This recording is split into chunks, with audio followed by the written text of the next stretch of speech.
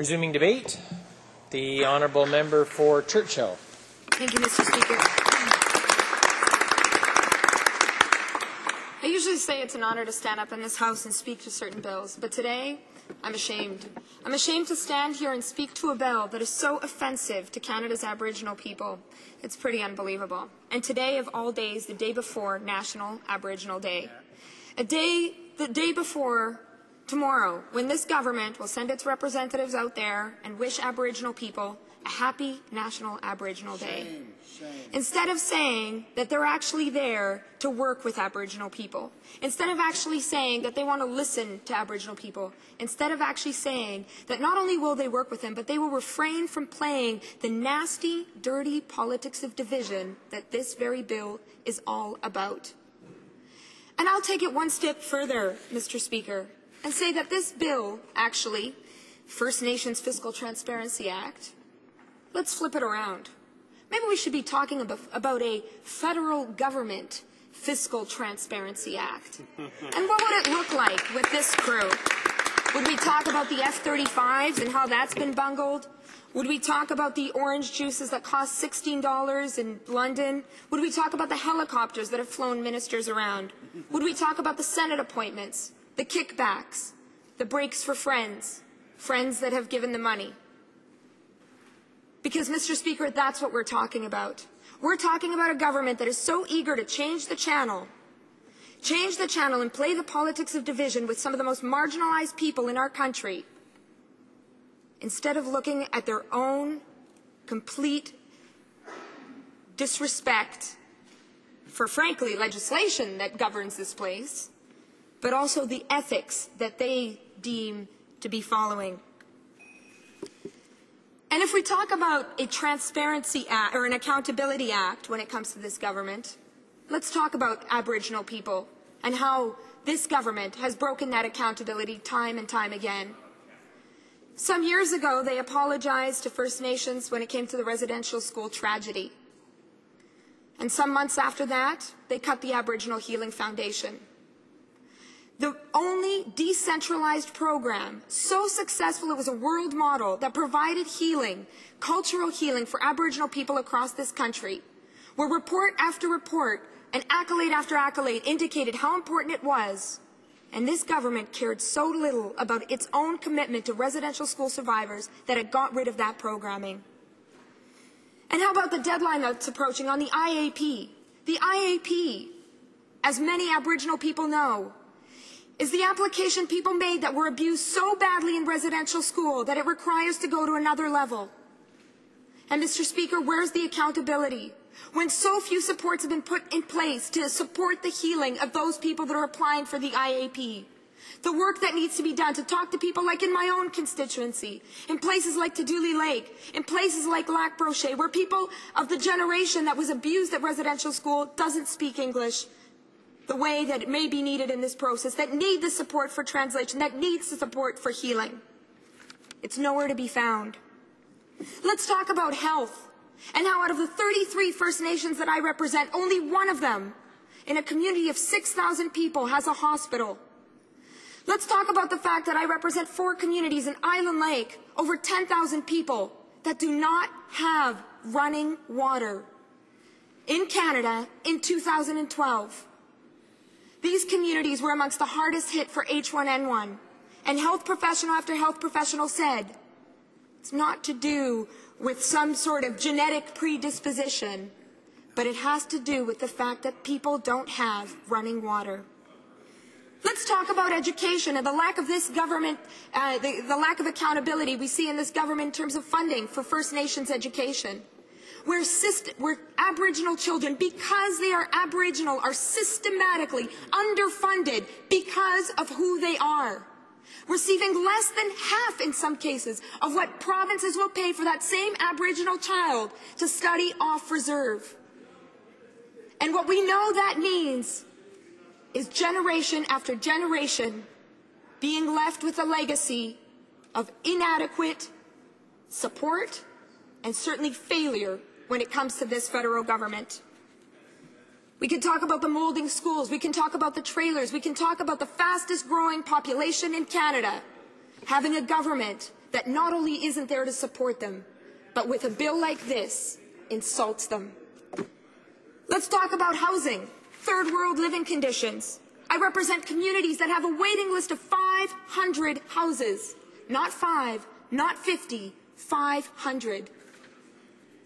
Let's talk about the way this government has lost its accountability when it comes to the UN Declaration on Indigenous Rights, where so many people came together and said it's right for Canada to show leadership, to stand up for Aboriginal people at the United Nations, to maybe join other countries that are leaders around the world when it comes to working with their Aboriginal people. And after months of pushing and prodding, and I'm proud that our party was at the forefront of saying Canada should do this, yes, this government signed the declaration, and they boasted about it, but they've gone to break the kind of commitments they've made every step of the way. And most recently, where it's most apparent, is in Bill C-38, where the National Chief came to the committee and he said, where is the duty to consult? By eliminating all of the legislation, the environmental legislation, the lack of protection for fish habitat, First Nations treaty right to fishing is at risk. First Nations territorial lands are at risk. C-38 also proposed changes in terms of employment insurance that will have a disproportionate impact on Aboriginal people. Where is the accountability there? When so many Aboriginal communities depend entirely on seasonal work. And this isn't a question of moving on where there's something else. This is a question, and this government knows it very well because they know the statistics. They try and prevent the rest of us from seeing them, but they know the numbers. That people will turn to provincial welfare. That people will turn to the increased social turmoil that unfortunately government after government, and this government is right along with them, not only turns a blind eye to, but frankly encourages it to continue to happen. The kind of societal breakdown that unfortunately Canada's legacy of government after government, and this government is no different, is showing toward Aboriginal people. Mr. Speaker, this bill is absurd. It's offensive. It's absurd. And what it speaks to is this government's approach. We've heard about their backward policy when it comes to refugees and the comments around, well, Canadians want this, as though refugees that come to Canada aren't Canadian. Well, Aboriginal people were the first Canadians. And this bill seeks to divide people and to pit people against them and their communities. And it seeks to change the channel from this government's failure to, in fact, live up to its fiduciary obligation. Not some sort of, it would be great if you did it, but a fiduciary obligation. An understanding that there is a commitment in the Constitution to First Nations.